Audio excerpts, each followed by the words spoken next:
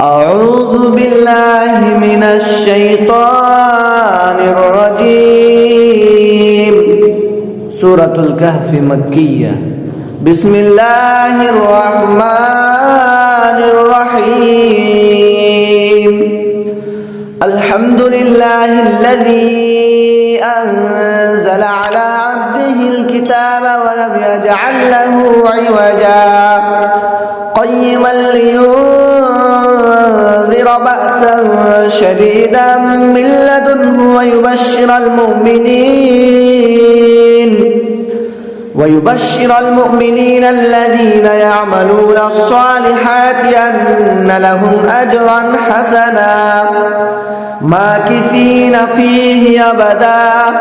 وينذر الذين قالوا اتخذ الله ولدا ما لهم به من علم ولا لآبائهم كبرت كلمة تخرج من أفواههم إن يقولون إلا كذبا فلعلك باخع نفسك على آثارهم إن لم يؤمنوا بهذا الحديث أسفا إنا جعلنا ما على الأرض زينة لها لنبلوهم أيهم أحسن عملا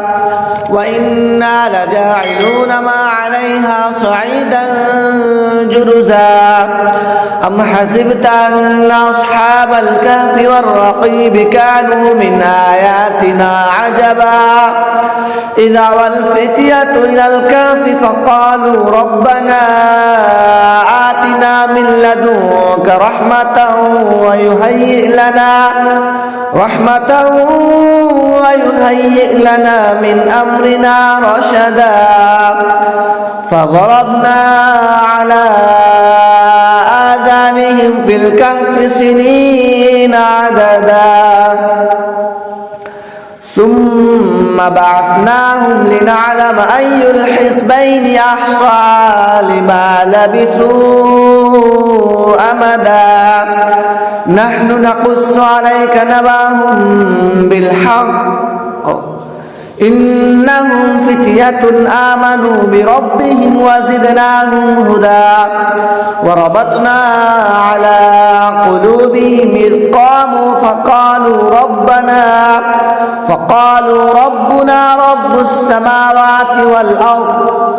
رب السماوات والأرض لن ندعو من دونه إلها لقد قلنا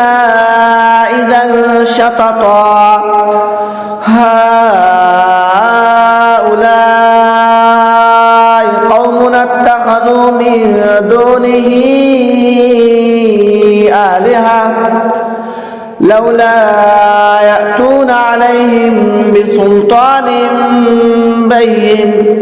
فمن أظلم ممن افترى على الله كذبا وإذ اعتزلتموهم وما يعبدون إلا الله فأووا إلى الكهف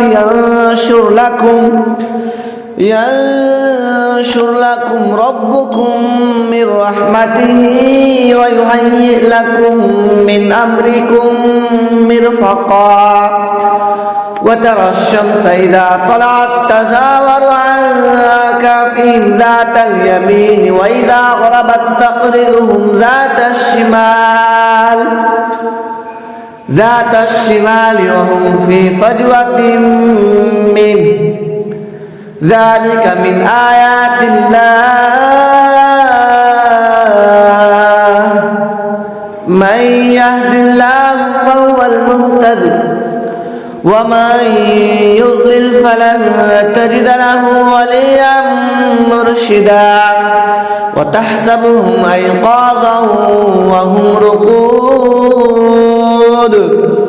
ونقلبهم ذات اليمين وذات الشمال وكلبهم باسط ذراعيه بالوصيد لو اطلعت عليهم لوليت منهم فرارا ولملئت منهم رعبا وكذلك بعثناهم ليتساءلوا بينهم قال قائل منهم كم لبثتم قالوا لبثنا يوما أو بعض يوم قالوا ربكم أعلم بما لبثتم فبعثوا أحدكم بورقكم هذه إلى المدينة فلينظر أيها أزكى طعاما فليأتكم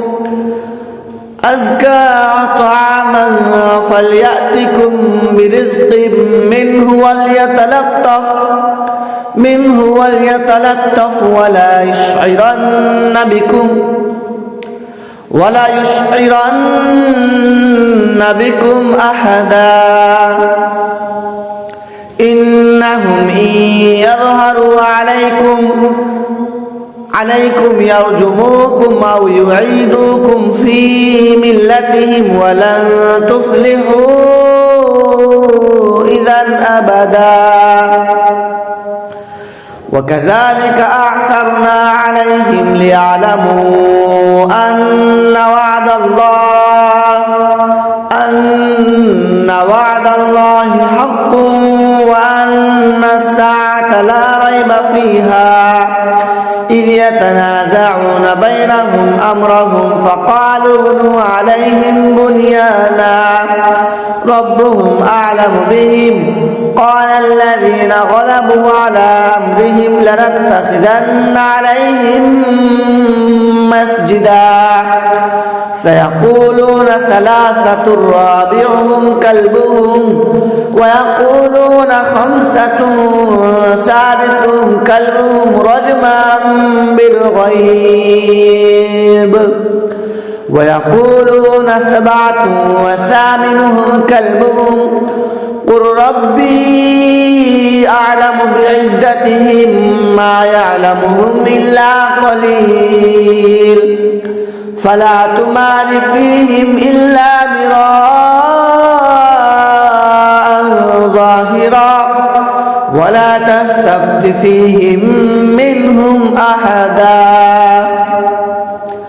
ولا تقولن لشيء إني فاعل ذلك غدا إلا أن يشاء الله واذكر ربك إذا نسيت وقل عسى أن يهديني ربي لأقرب من هذا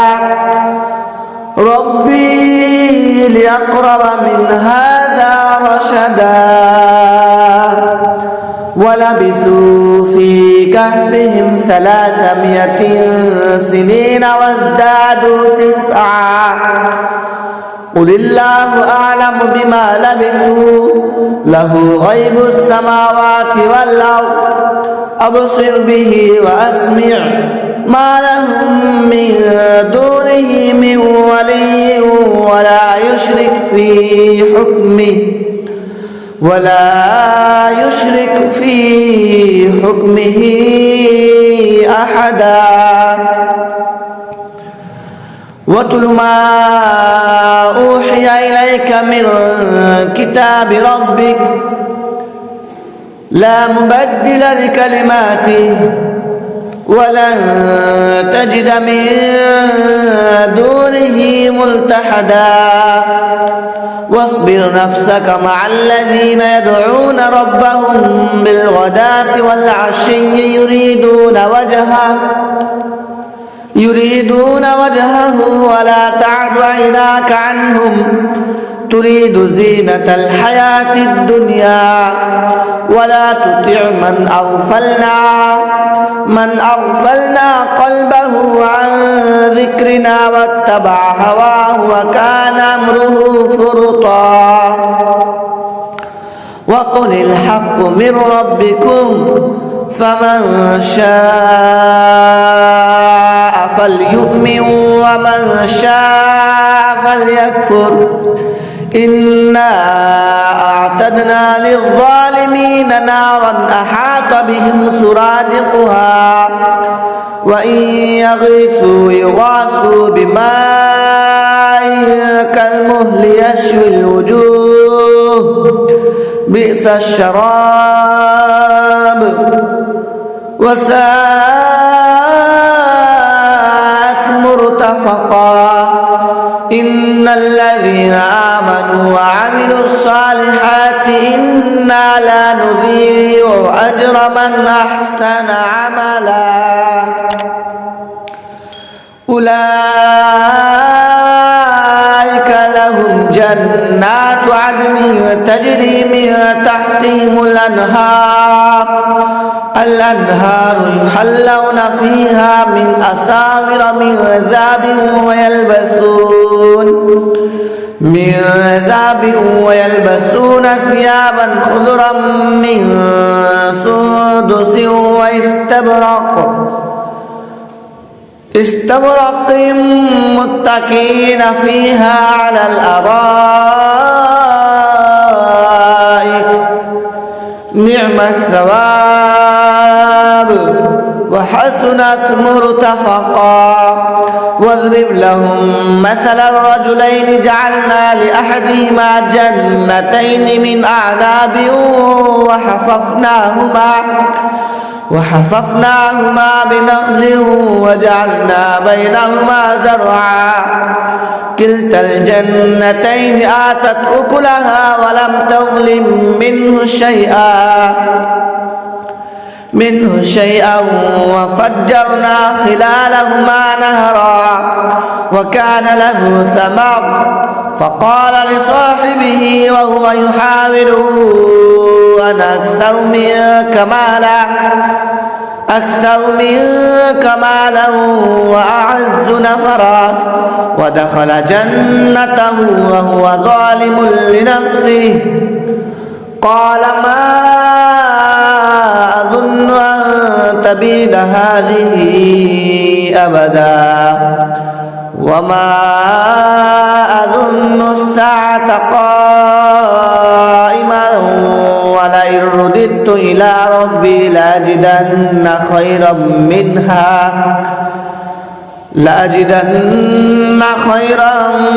منها منقلبا قال له صاحبه وهو يحاوره أكفرت بالذي خلقك من تراب ثم من نطفة ثم سواك رجلا لكن هو الله ربي ولا أشرك بربي أحدا ولولا إذ دخلت جنتك قلت ما شاء الله لا قوة إلا بالله إن ترني أنا أقل منك مالا وولدا فعسى ربي أن يؤتيني خيرا من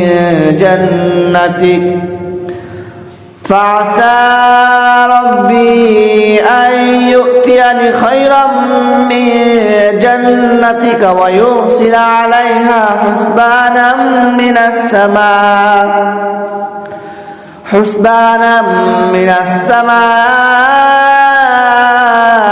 فتصبح صعيدا زلقا أو يصبح ماؤها غورا فلن تستطيع له طلبا وأحيط بثمره فأصبح يقلب كفيه على ما أنفق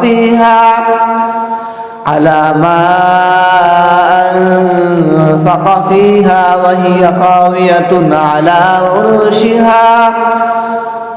خاوية على عروشها ويقول يا ليتني لم أشرك بربي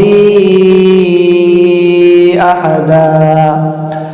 ولم تكن له فئة ينصرونه من دون الله وما كان منتصرا هنالك الولاية لله الحق هو خير ثوابا وخير عقبا واضرب لهم مثل الحياة الدنيا كماء إن أنزلناه من السماء